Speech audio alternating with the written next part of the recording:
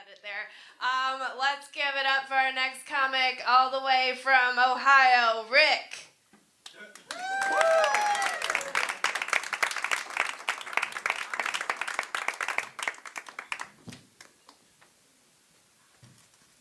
Yeah, I came all the way from Ohio, but it wasn't for you people. I have a management contract to run the theater in Elizabethtown, Kentucky. Anybody go to Crown Point Theater here? All right, well, you should.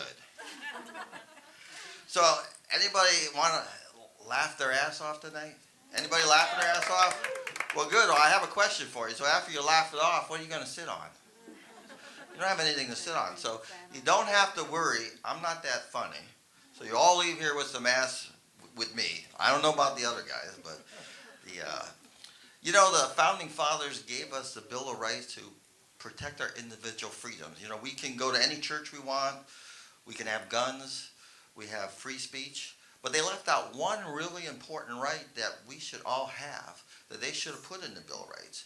And that's the right to be stupid. I've exercised that right. My wife would say I've done it a lot. But one of my stupidest things I ever did was I set myself on fire. Anybody set themselves on fire here? Well, don't do it, because it hurts. It hurts a lot.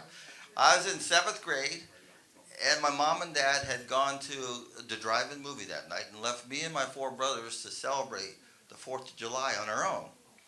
Now, back then, you could have a double-barrel shotgun, a 9mm clock, but you couldn't have firecrackers in Ohio. They were so dangerous. So I took a box of the big stick matches, about 1,000 of them, and I spelled out the 4th of July with them. And that was going to be our big celebration. Except for one little problem. I was stupid. I didn't think that those matches would go off. So I decided to soak them in gasoline. Yeah, oh my God is right.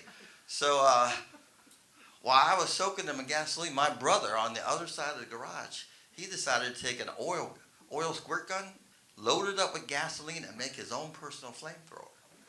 Now, he was jealous of my celebration, so he decided that he would get to light it before I could. So 20 feet away, he shoots his flamethrower at my matches right there, soaked in gas, right?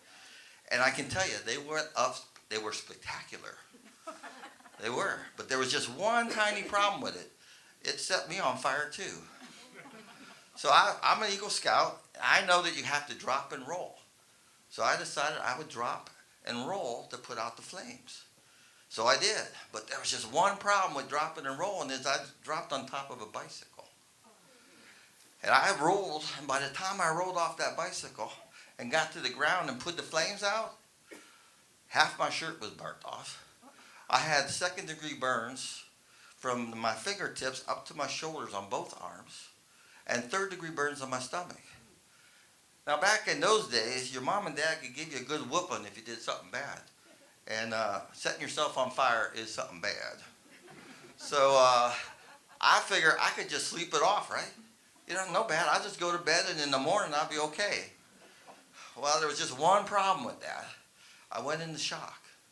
So I was in shock. And I told my brothers to go get the neighbor lady to take me to the emergency room. So she did. And I'm lying on the bed there, and I'm thinking to myself, so what's that PA announcer going to tell my mom and dad at the drive-in? So I can just imagine he's saying, well, the mom and dad of the stupid kid that set himself on fire, please go to the hospital. So while I'm lying there, I got to come up. I don't want to get whooped, right? My dad could whoop me really good, and I definitely did not want that. So I decided I had to come up with a story. So at that time, we had 5 puppies in the house. So I made up the story that I was cooking bacon on the stove, and the puppies smelled it, and they loved the smell of the bacon, and they came after me, and they tackled me, and I tripped me, and I flipped the pan up in the air, the grease went up in the air, the bacon went everywhere, and it set me on fire. That was my story. There was just one tiny problem with that story. I reeked the smell of gasoline. So my dad gets there, he says, what the hell you do, son? And I tell him the story, right? Now, before my dad could figure out the loophole. The ER doctor saved me by saying, that smells like bacon grease to me. So I'd like to end my remark. We wish you all a good day. But I'm going to take that back because, you know, who just wants a good day in this world? Anybody? I'm making you a wish. I can wish you so much more. I mean, I wish you like an amazing day. I wish you a fantastic day. But I think for today, I'm just going to wish you have a really warm day. And stay out of the cold and drive safe. That's my time. You guys have a great night.